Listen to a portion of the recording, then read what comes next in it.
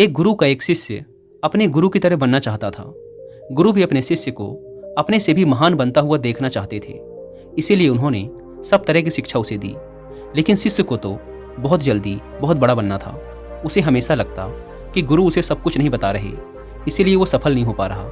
तो एक दिन उसने सोचा कि क्यों ना मैं गुरु पर नज़र रखूं और देखूं कि पूरे दिन वो क्या क्या करते हैं। उस दिन से वो गुरु का पीछा करने लगा।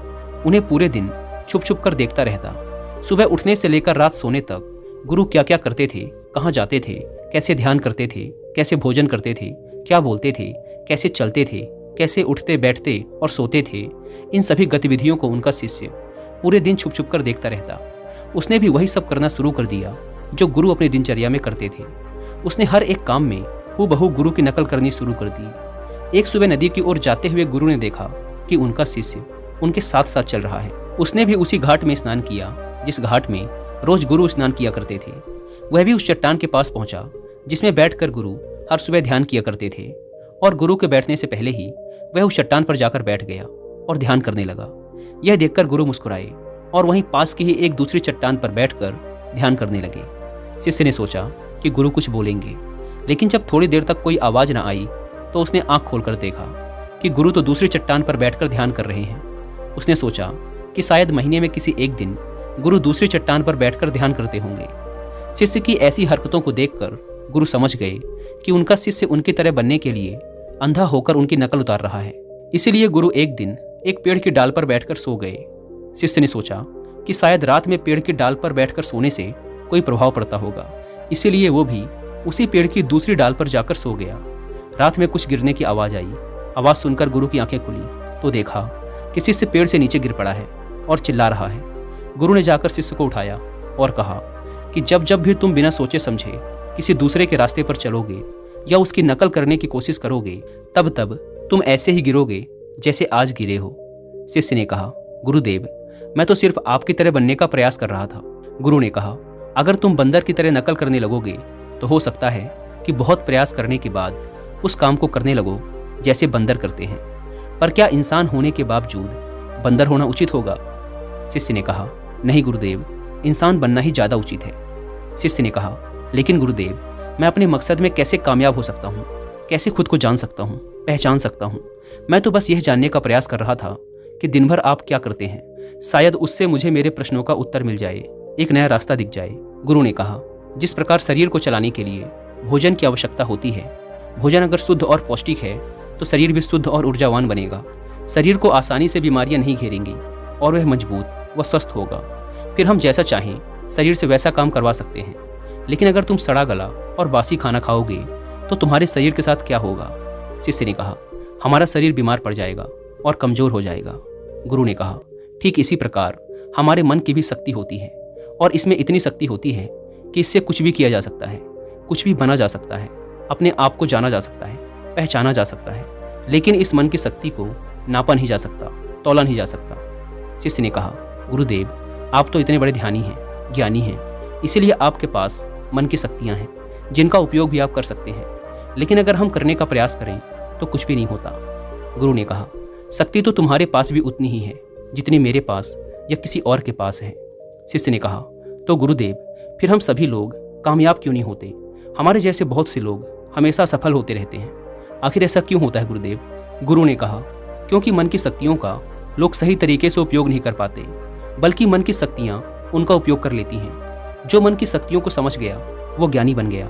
जिसने अपने मन की शक्तियों को एकाग्र करना सीख लिया उसका जीवन आसान हो जाता है। फिर वह अपने जीवन में जो भी चाहता है उसे हासिल कर लेता है। दोस्तों, मैं यहाँ आपको कुकू FM पर एक ऑडियो बुक रिकमेंड करूँगा जिसका नाम है मन के रहस्य। 3 बातें जो मैंने इस ऑडियो बुक से सीखी हैं। पहली बात, हमारा मन सबसे खराब फैसले तब लेता है जब यह डरा हुआ होता है, इसीलिए अपने मन को शांत रखें और उसे डराने वाली चीज़ों से दूर रखें। दूसरी बात, सफलता और शांति पाने के लिए हमें रोज़ कुछ समय एकांत में बिताना चाहिए। और तीसरी बात, अगर आपको विश्वास है लेकिन आप उस विश्वास के अनुसार काम नहीं कर रहे, कर्म नहीं कर रहे, तो यह विश्वास किसी काम का नहीं। दोस्तों, ये ऑडियो बुक मन से जुड़े सभी सवालों के उत्तर बड़े ही आसान शब्दों में देती है, इसीलिए आप लोग एक बार इस ऑडियो बुक को जरूर सुनें। और जिन्हें कुकू FM के बारे में नहीं पता, ये इंडिया का सबसे बड़ा ऑडियो शो प्लेटफॉर्म है जहाँ पर आप 10,000 से ज़्यादा ऑडियो शोज को सुन सकते हैं, वो भी 7 इंडियन लैंग्वेजेस में। इस प्लेटफॉर्म का मंथली सब्सक्रिप्शन पड़ता है 99 रुपीज़ का, लेकिन अगर आप यूज़ करते हैं कूपन कोड WI50 तो आपको इसके फर्स्ट मंथ के सब्सक्रिप्शन पर मिलेगा 50% का डिस्काउंट, यानी आपको पड़ेगा 99 की बजाय सिर्फ 49 रुपीज़ का। ऐप को डाउनलोड करने की link description and first comment पर मिल जाएगी। आइए कहानी पर वापस लौटते हैं। शिष्य ने गुरु से कहा, क्या आप मुझे मेरे मन की शक्तियाँ दिखा सकते हैं? मैं इन्हें समझ नहीं पा रहा। गुरु ने कहा, हाँ, मैं तुम्हें तुम्हारे मन की शक्तियाँ दिखा सकता हूँ, लेकिन इसके लिए तुम्हें मेरा एक काम करना होगा। क्या तुम मेरा काम कर सकोगे? शिष्य ने कहा, हाँ गुरुदेव, आप बताइए तो सही, मैं जरूर आपका काम करूँगा। करना क्या है मुझे? गुरु ने कहा, काम ज़्यादा मुश्किल नहीं है, बस तुम्हें इतना ही करना है कि अपने मन में उठने वाले विचारों को एक एक लकड़ी के समान समझना है और हर एक विचार के उठने के साथ एक लकड़ी को उठाकर उस कुटिया के अंदर रख देना है। और ये काम तुम्हें अगले 1 महीने तक करना है। ध्यान रहे, एक विचार के लिए एक लकड़ी का होना आवश्यक है, ताकि तुम्हारा कोई भी विचार तुमसे छूट ना पाए। साथ ही एक काम और करना, अपने उन विचारों की लकड़ियों को जो तुम्हें ज्ञान और ध्यान प्राप्त करने के बारे में आए, कुटिया के बाहर ही रखना। शिष्य ने कहा, जो आज्ञा गुरुदेव, आपने जैसा कहा है मैं ठीक वैसा ही करूँगा। उसके बाद से शिष्य ने अपने विचारों को देखना शुरू कर दिया और जब भी उसके मन में कोई विचार उठता वह तुरंत एक लकड़ी उठाकर कुटिया के अंदर रख देता।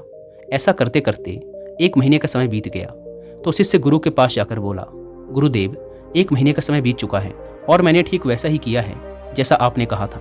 अब आप मुझे मेरी मन की शक्तियों को दिखाएं।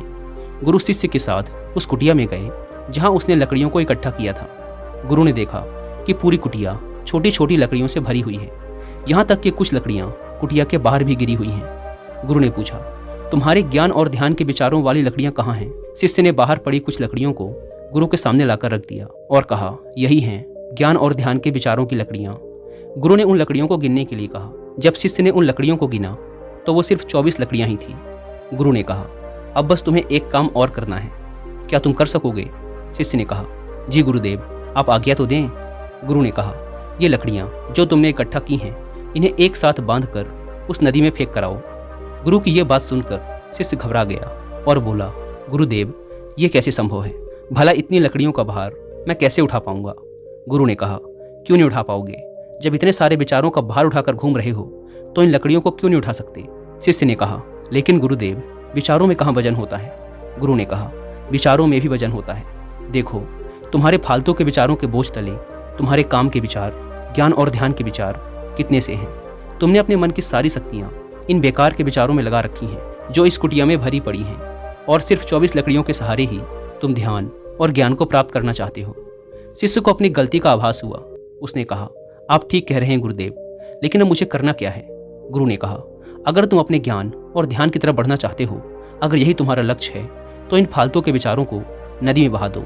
शिष्य ने कहा, लेकिन गुरुदेव, इतनी सारी लकड़ियों को एक साथ मैं अपने सर पे नहीं उठा पाऊंगा। गुरु ने मुस्कुराते हुए कहा, तो एक एक करके फेंक दो।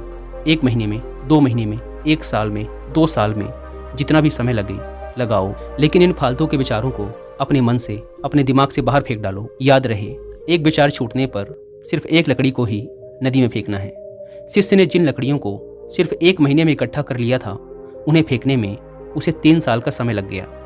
एक विचार के छूटने पर वह एक लकड़ी को नदी में फेंक देता और अब उसके पास ध्यान और ज्ञान के विचारों वाली सिर्फ 24 लकड़ियां ही शेष रह गई थी। अब उसके मन की पूरी शक्ति सिर्फ ज्ञान और ध्यान प्राप्ति में लगी हुई थी।